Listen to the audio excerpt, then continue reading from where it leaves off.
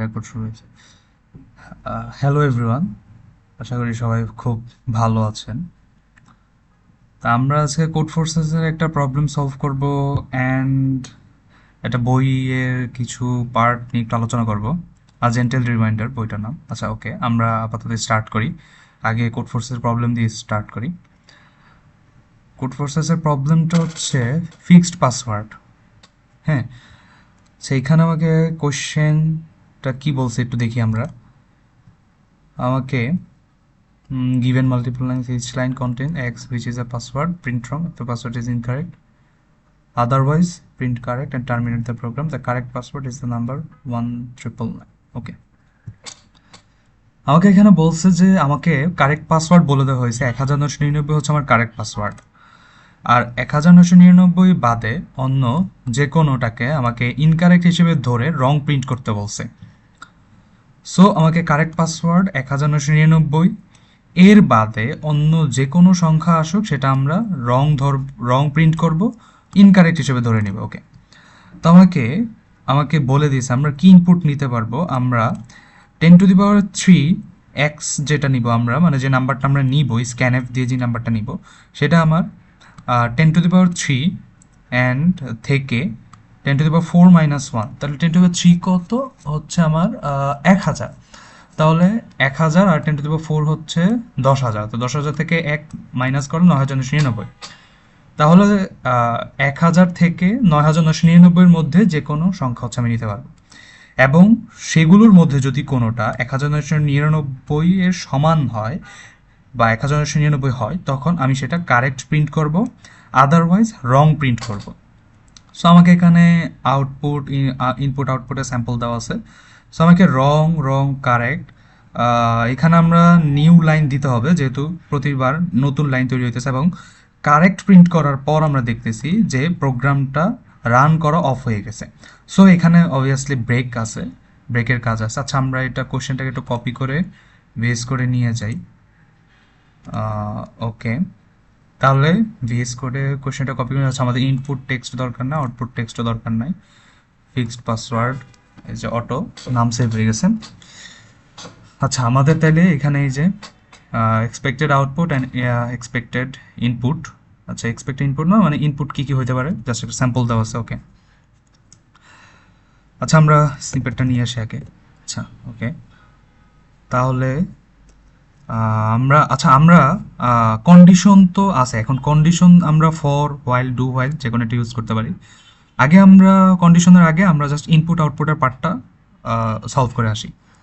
তাহলে ফার্স্টে আমরা ইন্ট দিয়ে একটা ভেরিয়েবল নিলাম, অ্যান্ড আমরা কন্ডিশন ইফ দিয়ে যদি পাসওয়ার্ড আমার যেই, আচ্ছা স্ক্যানএফ দিয়ে তো নিলাম না, পাসওয়ার্ডটা তোকে নিতে হবে স্ক্যানএফ দিয়ে। আচ্ছা, যদি আমরা 1999 হয় তাহলে আমরা প্রিন্ট করব কারেক্ট। অ্যান্ড এই কারেক্ট কিন্তু আমাদের অবভিয়াসলি এই কারেক্টের মতো হইতে হবে, মানে লেখা একদম সি বড় হাতের হইতে হবে, আদারওয়াইজ হচ্ছে টেস্ট কেসগুলো রান করবে না, রং শো করবে। ঠিক কারেক্ট। ওকে, অ্যান্ড যদি আমার এলস অন্যথায়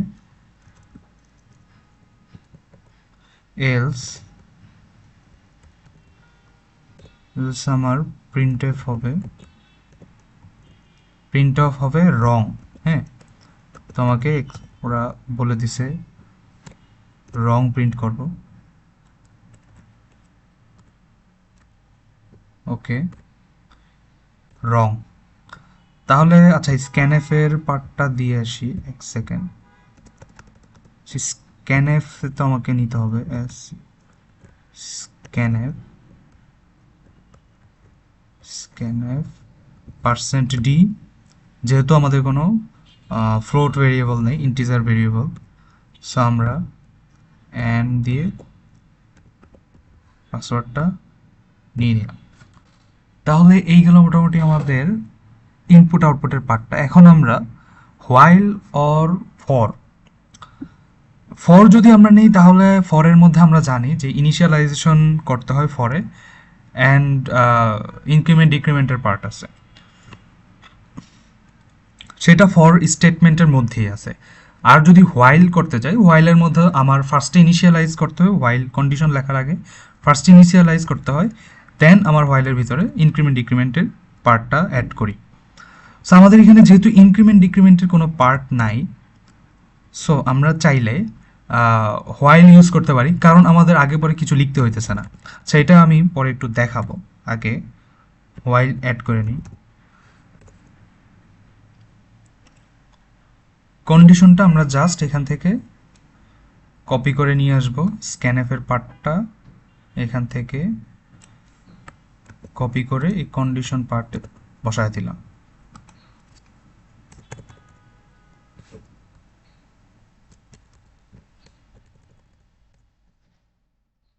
ওকে, অ্যান্ড এই কোড পার্টে আমরা ইফ দিয়ে কপি করে কোড পার্টে, আচ্ছা আবার ভুলে কপি হয়ে গেছে। আচ্ছা, আমরা এখান থেকে কপি করে কোডের জায়গায় বসায় দিলাম। ওকে, আর হচ্ছে এই পার্টটা রিমুভ করে দিলাম। আচ্ছা, তাহলে আমাদের মোটামুটি কোড কমপ্লিট। হ্যাঁ, কোড কমপ্লিট। ওকে, ব্রেকেট অল ক্লিয়ার। ওকে, স্ক্যানএফ দিয়ে যতবার স্ক্যানএফ দিয়ে আমি হচ্ছে পাসওয়ার্ড নিতেছি,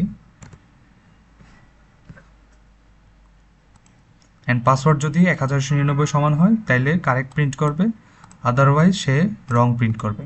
সামনে একটু রান করে দেখি টেস্ট কেস সবগুলো রান করতেছে কিনা ঠিকঠাক। অনলাইন জাজামে কি বলতেছে, স্টিক টার্ম, আচ্ছা এসটিজি টার্ম না, আচ্ছা এটা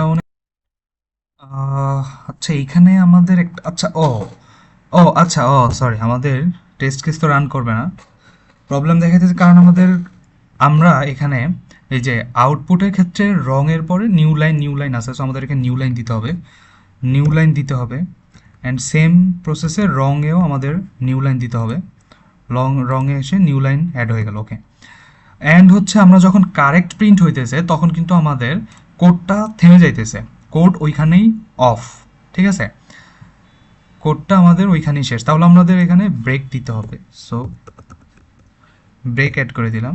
ওকে, এখন রান করে দেখি। সো আমরা দেখতেছি আমাদের মোটামুটি সব টেস্ট কেসগুলো রান হয়ে গেছে পাস্ট। সো আমরা এখন যদি আমরা এখানে হোয়াইল ইউজ করতাম, আমরা এখানে ফর ইউজ করতাম, আমরা এখানে ফরও চাইলে ইউজ করতে পারতাম। সো ফরের ক্ষেত্রে যেটা হইতো, যেমন আমি যদি ফরের ক্ষেত্রে দেখাই, আচ্ছা ফরের ক্ষেত্রে যদি দেখাই, একটু পেনটা নিয়ে আসি, যদি ফর হইতো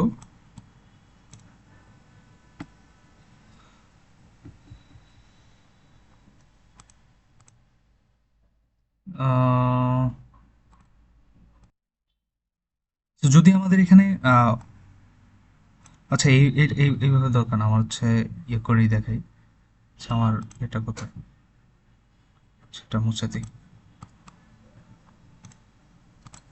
আচ্ছা এইখানেই দেখে, আমরা যদি ফর ইউজ করতাম তাহলে হয়তো ফর তো ইউজ করা যাবে, তাহলে আমরা ইনিশিয়ালাইজেশনের পার্টটা আর করতাম না, আমরা জাস্ট এখানে শুধু স্ক্যানএফ কন্ডিশন যে পার্টটা, এই পার্টটা হচ্ছে এখানে রাখতাম, শুধু স্ক্যানএফের পার্টটা এই কন্ডিশনের মধ্যে রাখতাম, অ্যান্ড আমরা ওই ইনক্রিমেন্ট বা ডিক্রিমেন্টের পার্টটাও খালি রাখতাম। সো সেই ক্ষেত্রে আমাদের রান করতো, যেমন আমি যদি হোয়াইল দিয়ে না করি, যেমন আমি হচ্ছে এটা কমেন্ট করে দিলাম। এখন যদি আমি ফর দিয়ে রান করে দেখি টেস্ট কেস রান করে কিনা, এই যে সেই ক্ষেত্রে আমাদের রান করতেছে। তাহলে আমরা যেটা বুঝলাম যে আমরা চাইলে ফর দিয়েও করতে পারি, বাট এখানে যেহেতু আমাদের ইনক্রিমেন্ট করে যে এই জিনিসটা দেখতে একটু কেমন জানি লাগে, সো আমরা হচ্ছে এখানে তাহলে ফর দিয়ে না করে হোয়াইল দিয়ে করব, হোয়াইল দিয়ে করব। ওকে, তাহলে আমরা কোডটা সাবমিট করে দিয়ে আসি, কোডটা এখান থেকে সাবমিট করে দিয়ে আসি। সাবমিট কোড, চুজ প্রবলেমটা হচ্ছে আমাদের fixed password and source code. Okay, submit. আচ্ছা, একটু টাইম নিবে যে আমাদের এটা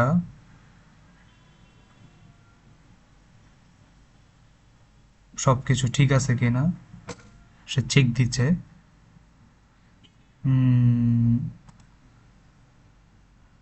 হ্যাঁ, ওকে, যে আমাদেরটা সুন্দরভাবে সাবমিট হয়ে গেছে, ঠিক আছে।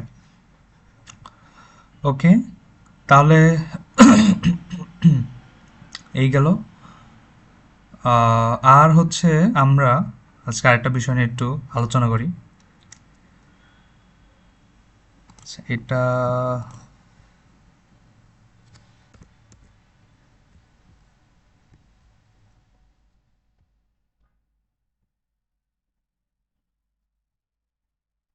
এই এই বইটা একটু আপনারা চাইলে এই বইটা পড়তে পারেন।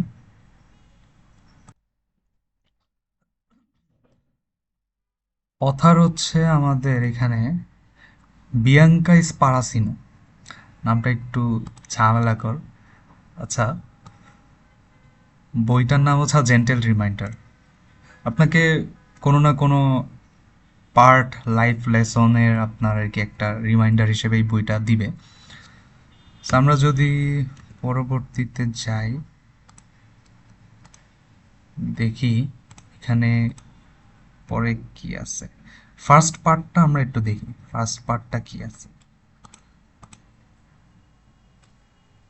আচ্ছা, ফার্স্ট পার্ট, হ্যাঁ, ওকে, একটু একটু জুম করি।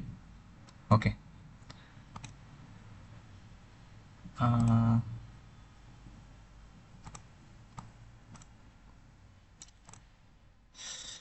এখানে আচ্ছা কি বলছে আমরা একটু দেখি। The right person will know how to hold your love, the right person will choose you just as deeply as you choose them. You will not have to quite the way you care. You will never feel like you are too much. You will not have to beg for the love you deserve. One day you will be met where you are. One day you will be someone's favorite thing, and you will not be confused. You will not feel like you are fighting for someone who is not fighting for you. One day you will understand that it never mattered how tightly you held on to the wrong people, how intensely you tried, because the right people are always going to find you. The right people are always going to stay. খুব একটা বাস্তবিক একটা কথা সে বললো এখানে। এখন দেখেন, এখন যে মানুষটা হচ্ছে আপনার জন্য ঠিক, হ্যাঁ, মানে আপনার জন্য রাইট রাইট পারসন, সে পারসন হচ্ছে আপনার ভালোবাসা, আপনার লাভ, আপনার কেয়ার এগুলো হচ্ছে বুঝবে, সে যত্ন করতে জানবে, সে অবহেলা করবে না। এখন ধরেন আপনার মাঝখানে প্রায় মনে হতে পারে যে হ্যাঁ আমি কেয়ার করতেছি বেশি, ধরেন আপনি তার থেকে সেম আউটপুটটা পাইতেছেন না। সো আপনার কাছে মনে হইতেই পারে যে আমি হয়তো বেশি বেশি করতেছি, আমি হয়তো এখানে এই যে একটা বেশি ফুড দিতেছি। You will never feel like you are too much. হ্যাঁ, তো আপনি যখন রাইট পারসনকে পাবেন, সো তখন আপনার আসলে ওই ফিলটা হবে না যে আপনিই বেশি দিতেছেন, কারণ আপনি রাইট পারসন পেলে রাইট পারসন আপনার সেম আউটপুট আপনি পাবেন। এখন ভালোবাসা মানে যে কাউকে ধরে রাখার মতো একটা যুদ্ধ, এমন তো না। আপনি সেম সেম পাবেন, তখনই তো হচ্ছে সেই ভালোবাসাটা সাস্টেইন করে। হ্যাঁ, তো এখন যেই মানুষটা ঠিক, সে আপনাকে ওইভাবে বুঝবে, আপনার ভালোবাসাকে সে মর্যাদা দিতে জানবে। এবং এখন লাস্টলি যদি বলি যে জেন্টেল রিমাইন্ডার হিসেবে মনে রাখবেন যে আপনি আসলে কারো কাছে টু মাচ না, মানে আপনি ভাববেন না যে আপনি আসলে কাউকে খুব বেশি দিতেছেন আর আরেকজন থেকে পাইতেছেন না, মানে বাট এটা নর্মাল, ইট ইজন্ট নর্মাল। এটা এখন আপনার যদি রাইট পারসন থাকে তখনই হচ্ছে আপনি আসলে ফিল করতে পারবেন যে না, আপনি আসলে টু মাচ দিতেছেন না, আরও আপনার দিতে হইতে পারে, কারণ সেম আউটপুট আপনি পাইতেছেন বা তার থেকে কখনো কখনো বেশি পাইতেছেন। সো আপনার যদি কখনো মনে হয়ে থাকে যে আপনি না, আপনি টু মাচ, তখন আসলে বুঝবেন যে ভাই আমি আসলে ভুল জায়গায় নিজে সবটা দিয়ে ফেলছি। সো এটা মনে রাখবেন যে একদিন আপনার কাছেও একজন আসবে, আহ, যে হচ্ছে আপনার কাছে যার কাছে আপনি কোনো প্রশ্ন না, আপনি হবেন উত্তর, যার কাছে আপনি অপশন না প্রাধান্য পাবেন। সো এমন একজনের ওয়েট করেন। আশা করি the right people are always going to stay and the right people are always going to find you. So that's all. ভালো থাকবেন। পরবর্তীতে আবার কোনো নতুন কোড নিয়ে, নতুন কোনো লাইফ লেসন নিয়ে আসবো, দেখি ইনশাআল্লাহ। ওকে, আল্লাহ হাফেজ।